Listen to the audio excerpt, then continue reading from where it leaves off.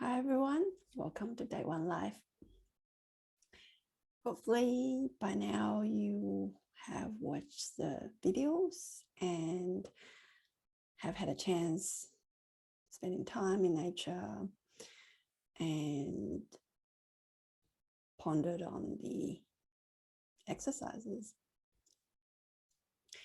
And I hope that you do find time to share the daily exercises, because by sharing, you are reconnecting with that nature experience that you find outside with your pot plant or by looking outside the window. And sometimes it might just take you to a deeper level. It can be very subtle, but we never know how and when that nature experience might help you again. So I want to say again that this exercise is experiential. The videos are very light in terms of the learning, and it is your experience with the natural world is important. And also, excuse me, as a busy parent,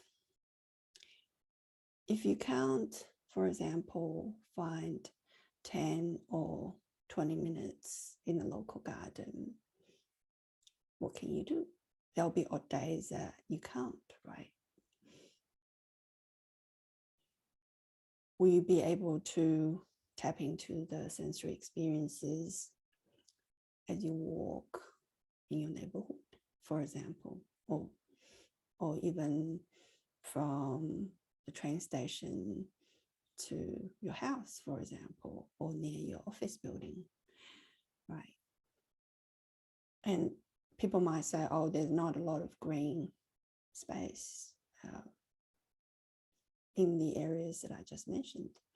But what about the sky, the cloud, right? All these things, they're all part of the natural world. And also, when people think about nature, it is right that you think about the natural world, but when you extend that concept, nature is actually everything there is. So if you are okay with that, then the concrete building, for example, is part of nature too. And you can engage with that part of nature and see what you observe as well. And also when you extend that concept, you can take your experience indoors, right? What can you observe indoors that can help you deepen your connection with nature?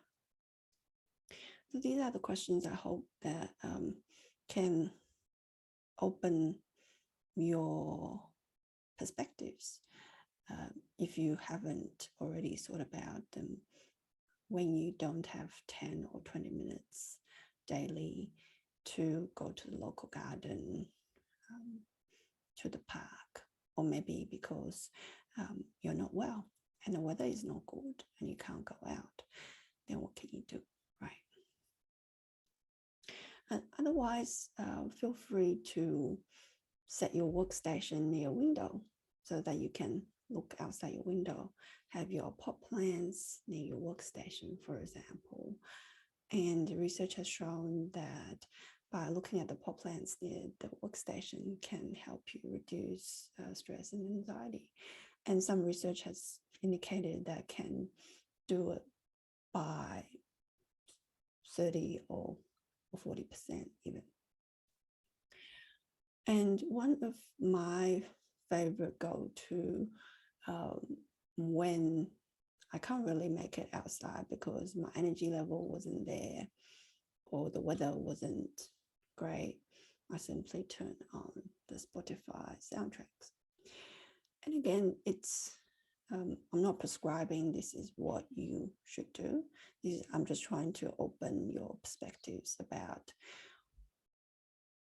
if you can't really go out for any reason, what can you do to deepen your connection with the natural world?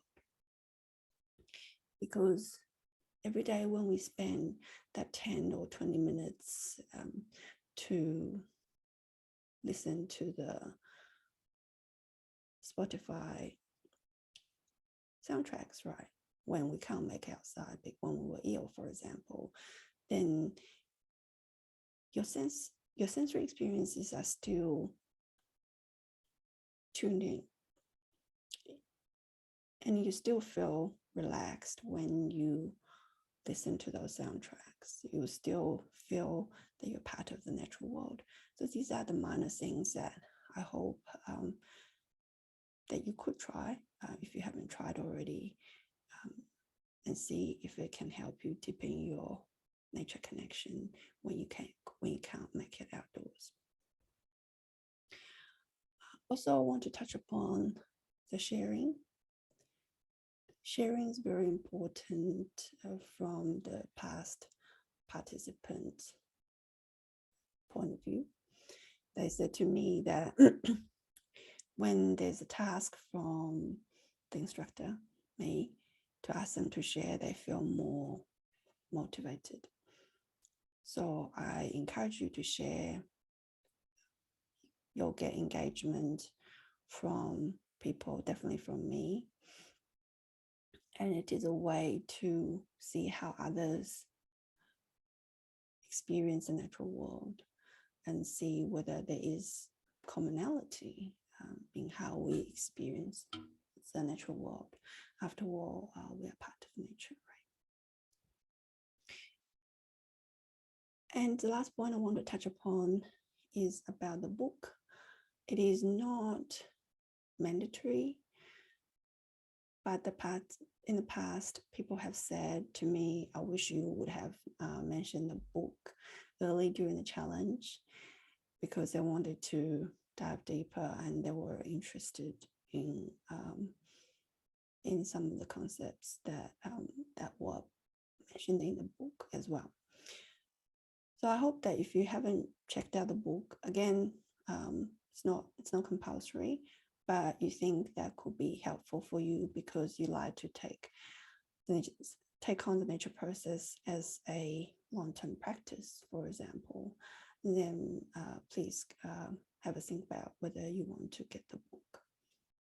And I think that's all I want to talk about it today in terms of Day One Life. And if you got questions that you haven't been able to ask me, feel free to write it down or share in the Sutra community so that I can address it on the next live if you can't make it. And every day I want to clear out the questions. I won't say, okay, these questions belong to day one, and you ask, I'm doing day two live, for example, I won't touch upon those. That's not how I go about it. I like to clear it up as we go, and it is important to ask questions so that your mind is out of the way and you can ground more of nature, let's say, into your body. That's all I want to say. I hope that you have enjoyed today's live, and I will see you hopefully on day two's live. Bye for now.